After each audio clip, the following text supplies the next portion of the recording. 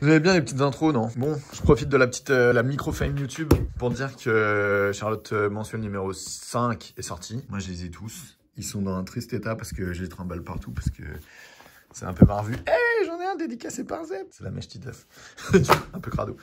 Et du coup, évidemment, à l'intérieur, vous pourrez retrouver... Pourquoi je parle vite comme ça? C'est plein de bonnes bandes dessinées et surtout à un endroit qu'allez-vous trouver? Où qu'il est le monsieur? Je suis là, les pieds nickelés, c'est votre serviteur. Je fais plusieurs plages des pieds nickelés. Donc je montre pas parce qu'il faut acheter la revue. Et comme ça, bah ça c'est mon bureau avec les originaux, avec le prochain en préparation, avec une influence majeure de la bande dessinée. Ça va être un numéro troll, je préviens. Mais du coup, oui, bon allez, on va démarrer la brocante, mais achetez Charlotte mensuelle, merci bien.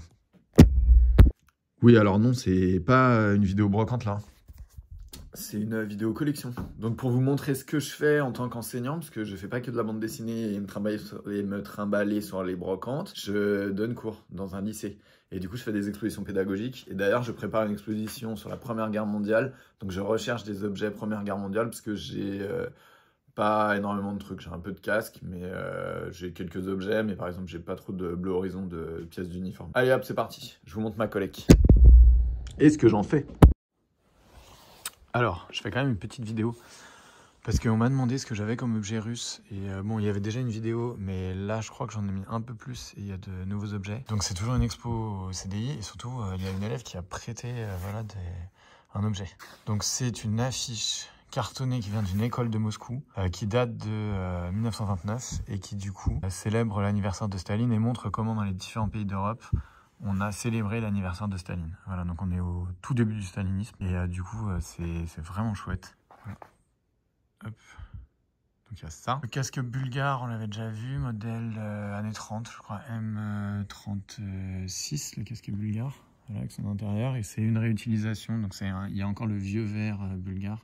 C'est une réutilisation pacte de Varsovie. Une casquette d'officier du KGB, années 60-70, celle-ci pas très ancienne. Même chose mais en version officier KGB des frontières, celle-là elle vient de l'aéroport de Moscou.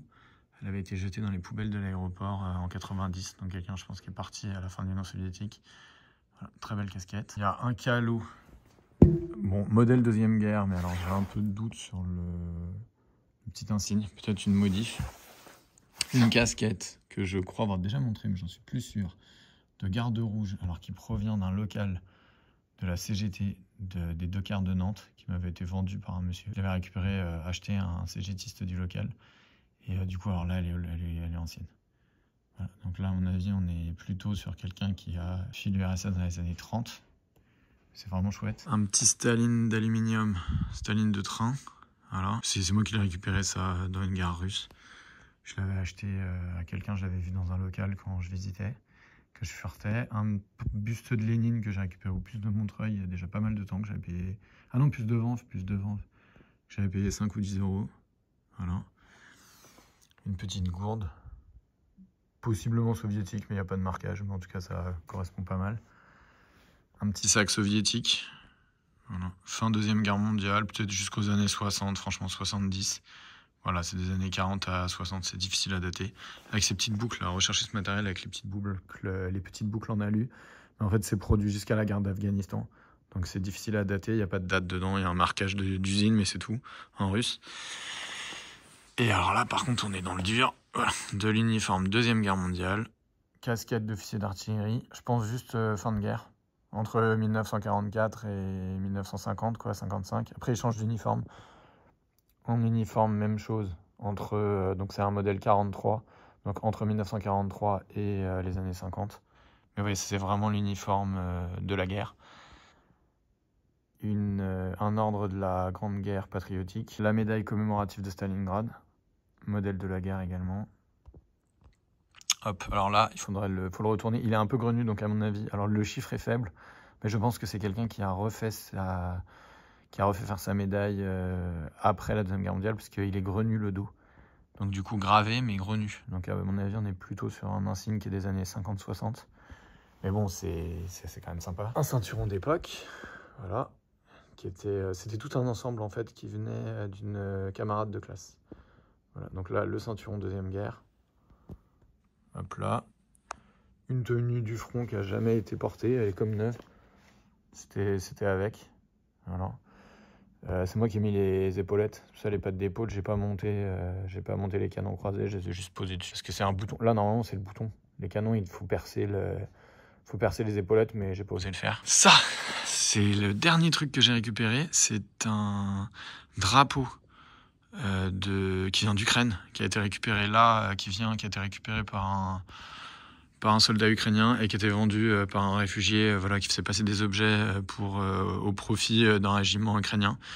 Donc par contre le drapeau il est vieux. Là on est sur du vieux drapeau soviétique et du coup je pense que là on est plutôt sur une pièce années 40-50. Il n'a pas été très bien conservé, mais en même temps il a été ramassé dans une administration qui a été bombardée. Donc du coup c'est resté un peu vide, sans peut-être mangé par les mythes. Mais voilà, c'est une pièce d'urbex, quoi. Mais c'est génial, il est magnifique. Voilà, donc ça c'était vraiment cool. Les pantalons de la tenue. Un drapeau des années 80, mais qui est en laine, qui a malheureusement été un peu mité, mais qui est un bon, fabriqué en 88. Donc ça c'est un drapeau qui signale la présence d'un officier sur les bâtiments soviétiques de la flotte maintenant russe. Ils ont repris les mêmes drapeaux et à l'époque soviétique. Voilà, je crois que c'est contre-amiral, ça. Ouais, alors en fait, je ne sais plus. Ça, ce qu'on voit là, l'étoile rouge et la faucille et le marteau, il y a une bande bleue en dessous, c'est le pavillon de la marine militaire soviétique. Ensuite, derrière, vous voyez, c'est parce qu'il y a un grand encadrement, il y a une partie, un L rouge, où il y a une ou deux étoiles. Je crois qu'une étoile, c'est vice-amiral, et il me semble que j'ai écrit sur l'étiquette vice-amiral, donc il doit y avoir une étoile. Quand il y a deux, c'est l'inverse. Quand il y a deux étoiles, c'est vice-amiral. Quand il y a une étoile, c'est contre-amiral, et je crois que celui-là, c'est un vice-amiral. Il a deux étoiles. Voilà. Et du coup, le pavillon soviétique, je l'avais trouvé en Russie. C'est dommage parce qu'il a quelques trous de mythe, c'était de la laine, hein, mais il date des années 80, et c'est des trucs j'avais dû le payer 20 €. Et du coup, ça va, c'était pas trop cher. Et il est sympa, il est très joli, il décorait ma chambre quand j'étais gamin. Enfin, étudiant, quoi. Voilà, on continue. Une étoile et la faucille et le marteau. Des bottes russes, fabriquées en Allemagne. C'est une production RDA pour l'armée soviétique. Et puis on va passer. Voilà, donc là on est dans le CDI de mon lycée, on avait fait des petits textes de présentation. Et qui ne sont plus affichés parce que l'expo est terminée. Mais j'ai fait l'expo avec des élèves. Et on va aller voir la deuxième vitrine. Alors, là j'ai déjà montré de l'Adrien en Deuxième Guerre. Celui-ci, on me voit l'acheter à la ressourcerie, 30 balles. Un casque français, des chars. Un Adrien trouvé dans les poubelles à Montreuil. Donc ça c'est le modèle 26. Fabrication tardive avec le petit cimier en alu, mais il y a le nom. Il appartenait à un certain Bertin qui a gravé derrière, enfin dans la visière arrière, à l'intérieur, son nom et une encre de marine. Ça pour moi c'est caractéristique des troupes débarquement de Provence. Ouais, alors là, par contre je me trompe. Je l'ai trouvé dans les rues de Pantin, ce casque. Voilà, pas à Montreuil, à Pantin. Il était posé sur une poubelle avec un vieux téléphone et toutes des affaires d'un vieux monsieur, je pense. Voilà, il y avait des papiers et tout. Mais quand même, balancer à la poubelle un casque Adrien, faut y aller, quoi. Bref, il m'a pas coûté cher. Un casque américain réutilisé par l'armée française, récupéré un ancien combattant. Voilà. Donc l'insigne troupe de marine, là, ça c'est 9e DIC ou garde Indochine. Mon grand-père était dedans, donc du coup j'ai voulu le récupérer. Avec un filet, je sais pas, de véhicule, ou je sais pas trop le modèle du filet de casque. Peut-être français, années 50. Mais bon, en tout cas, ça c'est un ensemble. Il y a le liner, voilà, qui a été peint en blanc d'ailleurs. C'est un liner 443, la coque 43 également. Il y a les numéros. Mais du coup, voilà, réutilisation française. Ça, c'est très très chouette. Très belle unité, la 9e division d'infanterie. Ouais, alors, l'insigne, vous voyez, il a été peint sur des défauts d'acier. Donc, est-ce que ce sont des marques de rouille? Et auquel cas, il est postérieur, mais en même temps, la peinture, elle est bien... Enfin, elle va bien, elle est patinée. Et elle a été... il y a une fente à l'arrière de la coque. Et la peinture a été peinte avant la fente. Donc du coup, il correspond, c'est une coque vraiment 1943, je crois. Parce qu'il y a le numéro de feuille à l'intérieur. Il me semble que dans mes souvenirs, c'est un coque McCord, enfin c'est une coque McCord assez ancienne. Et du coup, voilà. est-ce que c'est une repeinte sur un casque qui a été rouillé et donc on a refait en 9e DIC, ou alors est-ce que c'est bien une coque qui avait des défauts de fabrication, ce qui est arrivé sur pas mal de fabrications des casques américains avant 44-45. Sur les premières, il y a eu des fragilités sur les premières coques et tout, et pas mal de soldats français se sont vus refiler par l'armée américaine justement des équipements un petit peu déclassés. Et donc c'est possible que ce soit une coque voilà, avec des défauts réutilisés par les troupes à la Libération. Du coup je tranche pas. Après moi je l'avais payé je crois 40 ou 50 euros, c'était un petit prix. Il présente vraiment bien, il a une bonne tête, la peinture est bien homogène, on voit quand même que la peinture voilà, elle est usée, on voit apparaître le bord de cet acier, je crois que c'était de l'acier inoxydable, là, les premières coques américaines. Il a vraiment une bonne tête, donc oh il est parti.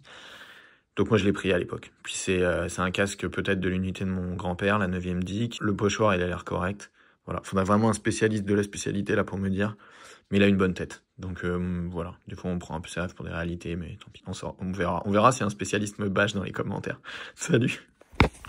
On continue. Matricule coloniale, faudrait que j'en parle un peu plus. Ensuite, un petit drapeau qui vient d'Armentières, qui venait d'une section FFI et qui a été donné à un officier FFL. Voilà, donc c'était à Paul, ça vient de chez Paul Milcan. Donc du coup, si vous regardez ses états de service, voilà, engagé dans les forces françaises libres, combat de la libération. Il avait fait, il me semble, les combats, je crois qu'il avait fait les combats de l'Afrique du Nord, de l'Italie. Enfin, vraiment très belle carrière dans les forces françaises libres. Et en 44, au moment de la libération, on lui a offert ce drapeau. Voilà, ça c'est vraiment cool, magnifique. Brodé maison, je l'ai récupéré. Donc avec tout l'historique, c'est vraiment chouette. Casque anglais. Troupe Montgomery, il prend la poussière, regardez ça, c'est vrai que moi je nettoie rien, mais bon, j'essaie de conserver au mieux avec de la naphtaline, à l'abri du soleil, et c'est vrai que ça prend la poussière quand même. Ça c'est une fabrication, je crois qu'il est de 40 celui-là, 39 ou 40. Il était vert, il a été repeint jaune sable, donc caractéristique combat de El Alamein. Voilà, je l'ai présenté avec la gare d'Alan, pardon, très bonne lecture sur la Deuxième Guerre mondiale. En dessous, il y a un drapeau américain, mais alors Made in Germany. Donc, il est à 48 étoiles, mais c'est une prod pour les troupes en fait d'occupation américaine en Allemagne. Ensuite, un autre casque américain. Alors par contre, ça, je pense, le Grand Maille, c'est du filet de véhicule ou du filet d'abri qui a été retaillé. C'est moi qui ai mis le larrière. Mais même chose, il a son liner d'époque, il est complet. Pareil, même une fabrication septembre 43, parce qu'il y a les numéros de feuilles à l'intérieur. Dans le casque, vous avez les numéros de pressage, vous avez les numéros de feuilles d'acier, dans les liners, les numéros de moule, et du coup, vous pouvez retrouver la date. Donc là, c'est pareil, c'est un ensemble 43. Vous voyez aussi, il faut regarder la couleur de la jugulaire, et puis celui-ci, donc, il est cousu, et puis vous avez l'attache rapide, on va faire le tour, voilà. Vous voyez, là, hop, jugulaire avec un long... Vous voyez, il y a une longue boucle de tissu, c'est l'attache rapide. Donc là, on peut le tirer d'un coup, on peut le dégrafer d'un coup pour mieux le passer ou l'enlever. Et donc, du coup, ça, c'est caractéristique des casques de la Deuxième Guerre mondiale. Voilà, une petite casquette US Navy, ici. Hop, casquette US Navy. Là, un petit papillon d'explication des adresses codées de la résistance française. C'est pour une vente aux enchères qui a eu lieu juste après la libération de la France. Donc déjà, il y avait des collectionneurs, il y a des gens qui récupéraient. Ça, c'est intéressant. Encore un casque anglais avec sa jugulaire élastique. Bon, malheureusement, le caoutchouc à l'intérieur, il est en train de complètement pourrir. Mais du coup, celui-ci, il est caractéristique des troupes du débarquement de 44. Deux petits paquets de tabac, Prince Albert et...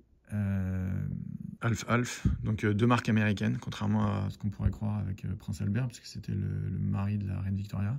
Mais en fait, c'est du tabac américain. Et alors, ces deux boîtes, elles ont été données par des soldats américains en 44 à mon grand-père, au moment de la libération de Paris. Donc, pièce originale, auquel d'ailleurs je tiens beaucoup. Et puis après, on passe voilà, à des éléments du Reich, du bouquin.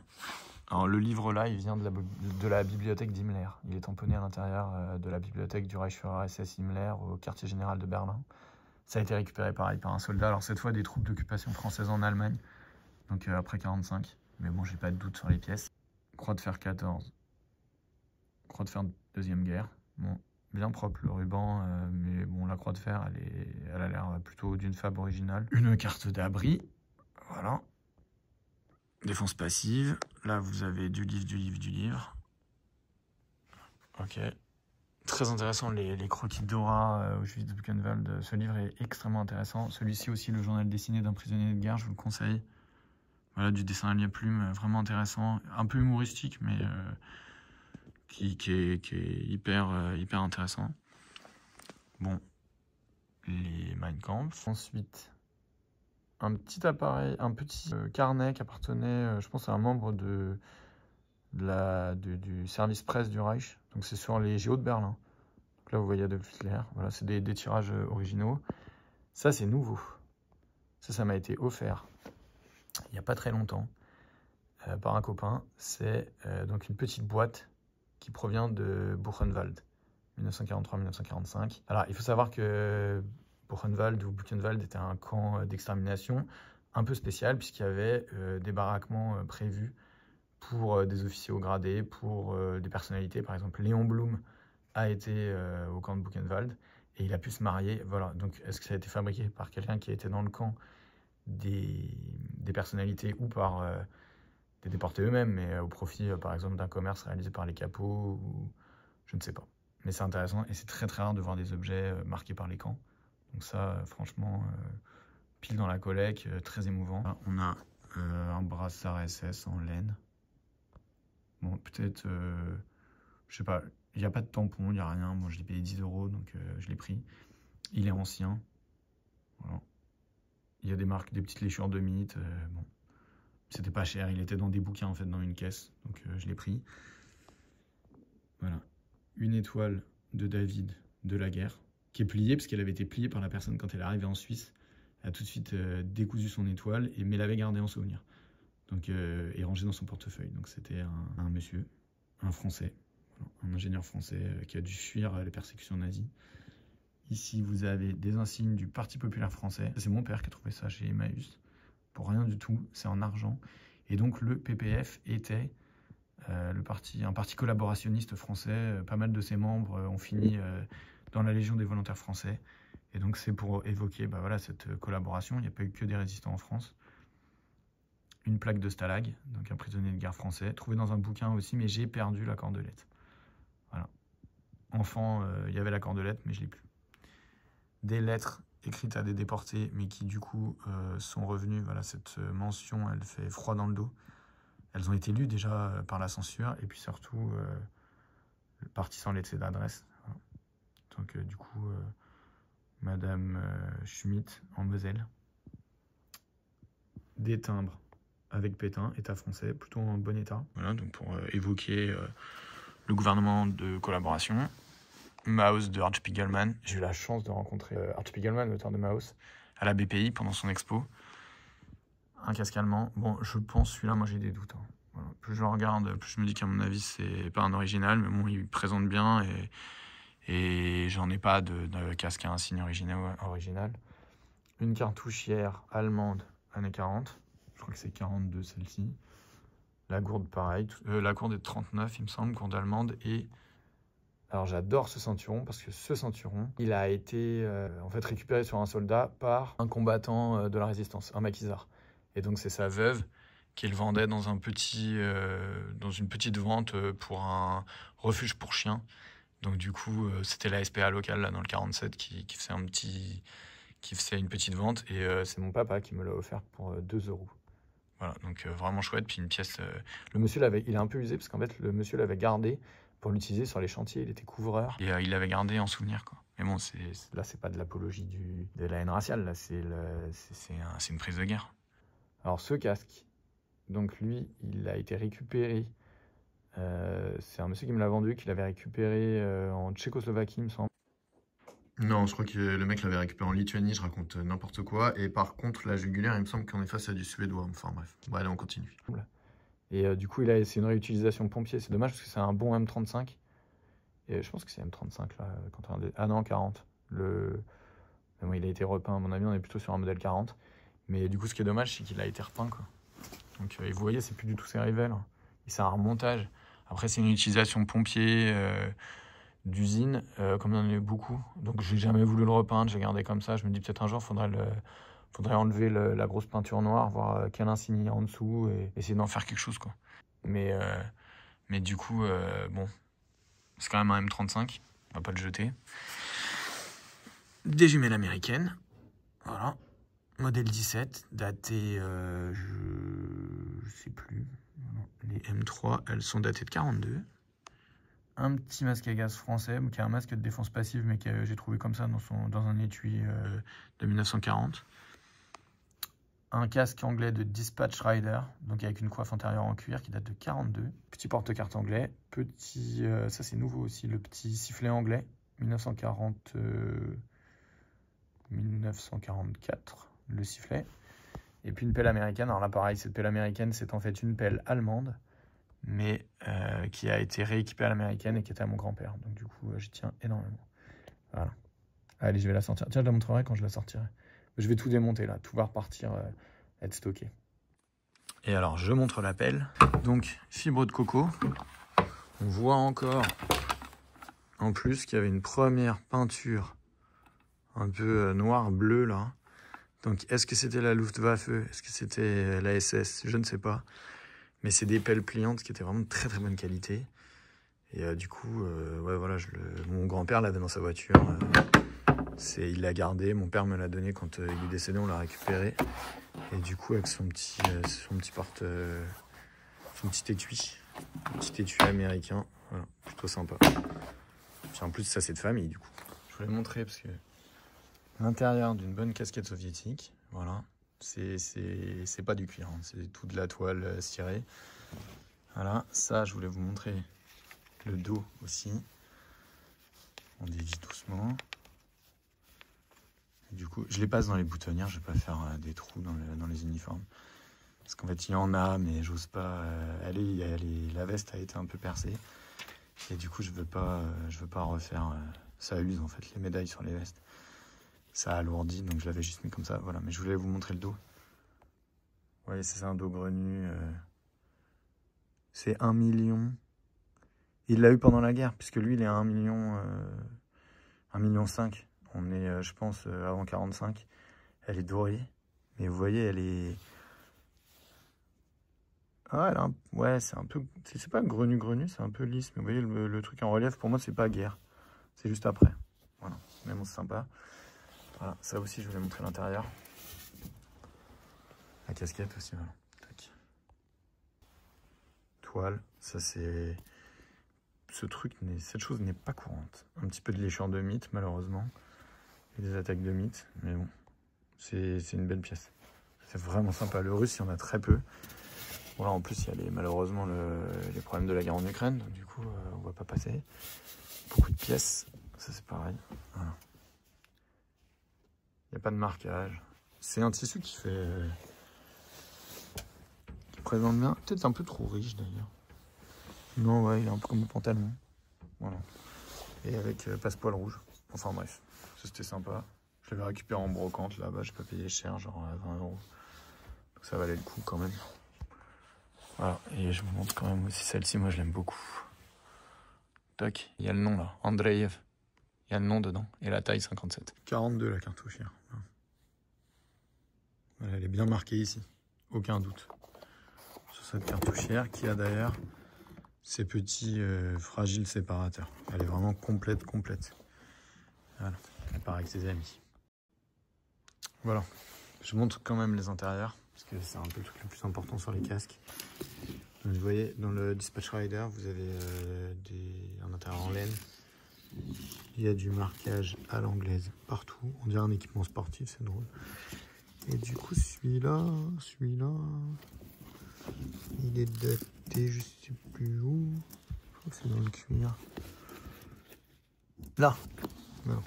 Il y a un beau marquage BMB. Par contre, vous voyez les coussinets là, il y a eu un peu de mythe. C'est ça avant que je l'ai. Hein. Mais voilà, l'ennemi du collectionneur, l'ennemi 1, je dirais, ce sont les mythes.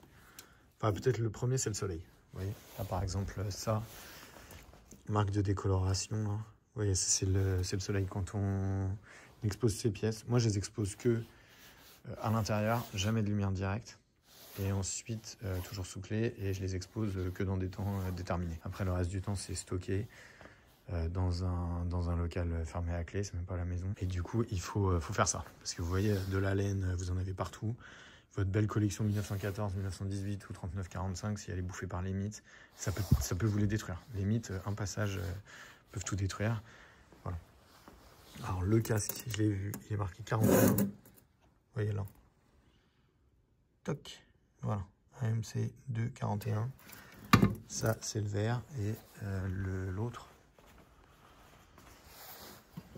Bon, on voit plus le marquage en dessous, mais il y en a un sur comment dire, le marquage, il est, voilà, ça craque et tout, vous voyez. Le marquage, il est en dedans, mais ça, je crois que c'est 40. On ne voit plus. Mais bon, celui-là était de 40 dans mes souvenirs. C'est pas la peine que je fatigue ce pauvre intérieur. C'est vraiment, on voit, c'est la toile d'époque. Là, il n'y a aucun doute sur cette pièce, quoi. Et du coup, je vais voir vite fait. Bon, je regarde. Ok, le marquage, il est là. 1940. Mais ce que je vous montre, c'est l'état général du casque. Parce que vous voyez, là, on voit bien l'intérieur, on voit la peinture verte. La coiffe est marquée. Bon, le marquage de la coque, il devait bien être quelque part, mais là, il est plus visible. Et on a une peinture bien homogène, on a le... Voilà. Bon, de toute façon, ça, c'est une pièce qui vient de chez un ancien combattant. Donc, du coup, j'avais pas de doute. Mais voilà, c'est vraiment joli, quoi. Hop, fabrication anglaise, équipée Afrique du Nord. Hop, les casques américains, même chose. Vous regardez à l'intérieur, vous avez, je crois que j'ai déjà montré, je fais très vite. Il faut regarder la couleur de la toile. Les vieux ceux de la guerre sont plutôt clairs, c'est un kaki qui est clair. Au fond, vous avez, là on le voit là, voilà. Vous avez les marquages. Il y a un Kappa qui a un Firestone dans mes souvenirs. Et puis après, quand vous enlevez, vous avez les feuilles, voilà, qui sont notées là. Bon, celui-là, c'est le repeint, elle est plus trop visible. C'est un repeint français. Par contre, je crois que c'est celui-ci, voilà. Bon, alors là, en plus, il y a des trucs écrits au crayon et tout. Là, il y a plein d'annotations. Et vous avez... Il y a des initiales qui ont été mises. Et là, vous les voyez, on voit les feuilles. Là. Numéro de pressage. Donc, du coup, c'est ça qu'il faut chercher. Mais là, il n'y a aucun doute sur... Il n'y a pas de doute sur le côté genuine du casque. Voilà, c'est pareil, tout ça, c'est du bon. C'est du bon. Et mon préféré, c'est celui de la Coloniale. Et là, dans le soleil, on voit bien Bertin. Et puis l'encre de marine. Alors celui-là, je ne l'ai pas payé. Je l'ai ramassé sur les poubelles à Pantin. C'est dommage parce que, vous voyez les manipulations, j'ai paumé le petit, ça s'était fermé avec un espèce de petit œillet, genre œillet de classeur, et il a fini par tomber. Mais je sais pas, remarquez, ça se trouve, il était pas dès le début. C'est assez fin, vous voyez, les jugulaires de casque français. Alors 14, c'est monté avec des rivets. Quand c'est perdu, c'est perdu. Donc ça, c'est vraiment dommage. Et ça, c'est pas un rivet, il devait y avoir une pince, un truc, ça ne peut pas se retrouver. Mais bon, vous avez un intérieur noir, là. Mais c'est pareil, avec du feutre. Donc il y a de la laine, donc il faut mettre de l'antimite. Et puis là, un intérieur beige. Voilà, cuir fauve. Hop. Ça, c'est le casque tankiste modèle 37. Voilà. 30 € en ressourcerie. Jolie pièce aussi. Il y a des initiales MC gravées sur la nuque. Et puis, par contre, pas d'insigne. Mais en fait, qui était le cas... ils ont été largement utilisés sans insigne. De Gaulle, pareil, quand vous le voyez sur les photos en 44 à la Libération, il a ça, il n'a pas d'insigne. Pareil, souvent les insignes n'étaient pas montés. Parce que je pense qu'il n'y en avait plus. Bon. Hop, voilà. Vous avez bien vu. Vous voyez, ça doit être comme ça aussi, là. Les petits... la toile. On voit les washers, là. Regardez, là, c'est pareil, il a son numéro. Tac. Voilà. 16 880. Et puis ici vous voyez, on voit que c'est une toile enduite, là, une espèce de de pré-plastique caractéristique de la Deuxième Guerre. Là j'ai aucun doute sur nos petits copains. En 9e digue, j'ai aussi ça, petit étui à cigarette, donc entre 1945 et 1955. C'est comme pour le casque, on peut pas dire On ne peut pas savoir si c'est des pièces utilisées à la Libération ou si c'est des pièces récupérées juste après la Deuxième Guerre mondiale, enfin dans l'après-guerre, et rééquipées françaises au moment de la guerre d'Indochine. Dans tous les cas, c'est cool. Voilà, c'est de la pièce entre 1944 et 1955. Donc soit elle concerne la Libération et les combats d'Allemagne en 44-45, soit elle concerne la guerre d'Indochine. De toute façon, Indochine, faut collecter aussi. Moi, j'aimerais bien monter un fonds OPEX, guerre coloniale. Donc du coup, de toute façon, Indochine-Algérie, je prends. Donc voilà, ce petit étui à cigarette, il est sympa. Et c'était l'unité de mon grand-père. J'ai un projet de bande dessinée, j'ai proposé à l'ECPAD, je vais casser tous mes objets. Voilà, j'aurais aimé bénéficier de la bourse. J'avais proposé un projet en BD sur la 9e division d'infanterie coloniale. On verra, je le ferai sans doute un jour. Et voilà ce petit étui à cigarette, donc deuxième guerre ou juste après. Sympa. Bon, bah la vidéo est finie. Merci d'être resté jusqu'au bout. Et on se retrouvera pour sans doute un petit coup opus de vente dans pas longtemps. Allez, pouce bleu, abonnement, commentaire, bisous bisous. Bonne journée, bon week-end. Salut la compagnie, salut les brocantos.